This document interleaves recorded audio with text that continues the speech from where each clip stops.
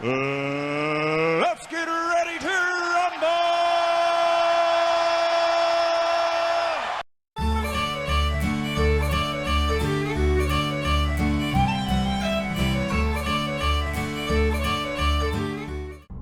Hello my friends and welcome for another whiskey review.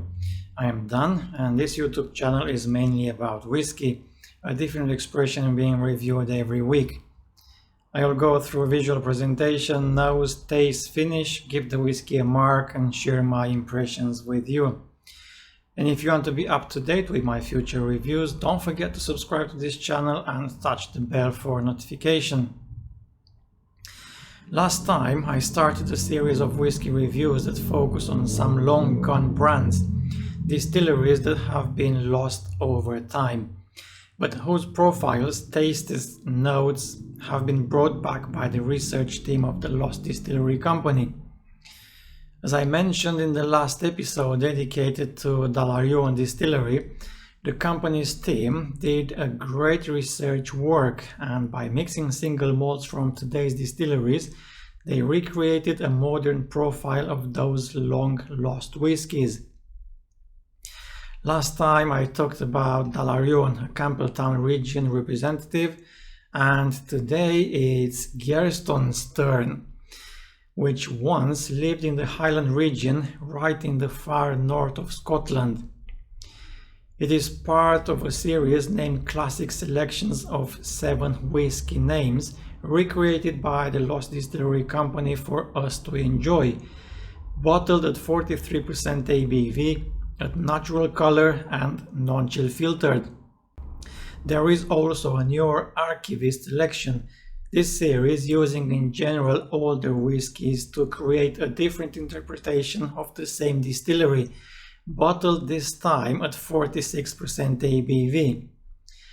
As we move on to the vintage range expressions, those are still no age statements, still bottled at 46% ABV, but whiskies used in the blends are older than the ones used in the archivist selection and a lot more expensive than the others. The Gerston Distillery had 2 separate lives. This is a story of 2 distilleries. The first story lasted for over 80 years, from 1796 to 1882. The first Gerston was a small farm distillery founded by Francis Swanson, and it was known for its flavor and quality, achieving worldwide recognition. Their success did not last because they began to have difficulties with their water source. It was sold in 1872, but the owners had to close it down in 1875, only to be demolished by 1882. The second life only lasted about 2 decades, from 1886 to 1914. A London-based company decided to set up a new distillery near the original site, much larger than the farm distillery, but one that never reached the previous peaks of success. And that because the new Gerston whiskey was nothing like the previous spirit. The original Gerston was made using local barley dried over peat, which gave the whiskey a smoky flavor. However, the new Gerston was made using barley from lowland or other regions and without any peat, resulting in an unrecognizable style of whiskey never to reach any loyal fans. After about 11 years of operation, it was sold and continued to steadily produce for the next 3 years until it closed. Let's pour it in the glass.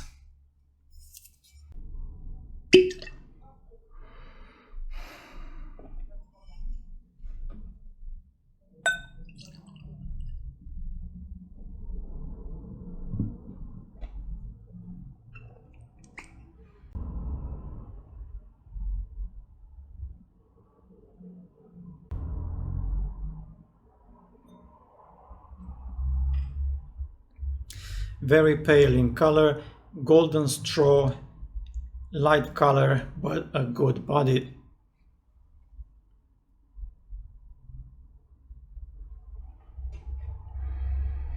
On the nose.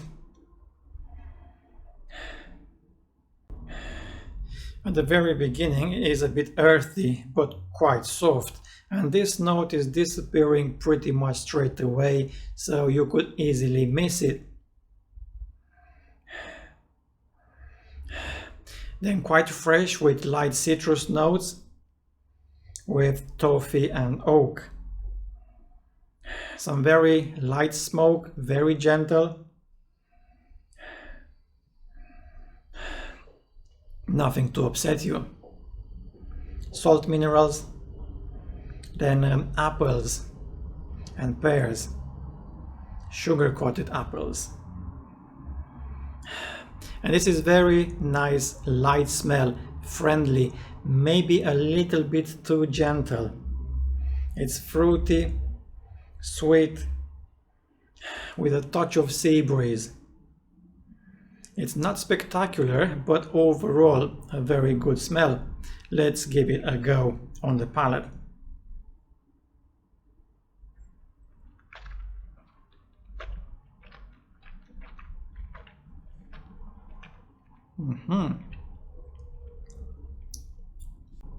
This is so light, so smooth at the beginning. Light peat smoke, some barley sweetness, honey sweetness, and then this sweetness develops into salted caramel. Yes, it's got a touch of saltiness.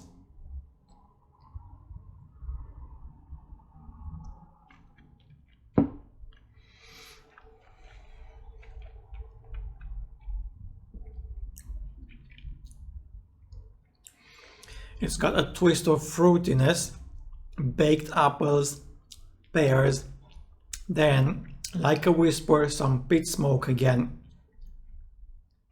And it's got plenty of flavors for 43% ABV. Very distinctive flavors. Why?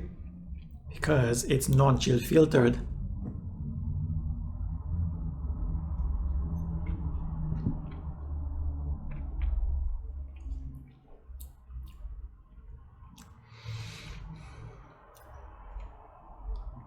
A medium long finish with some salty nuts, and the peat smoke is more present in the aftertaste. I will give it 8.8 out of 10. A solid malt mark for an easy drinking whiskey, light, smooth and interesting.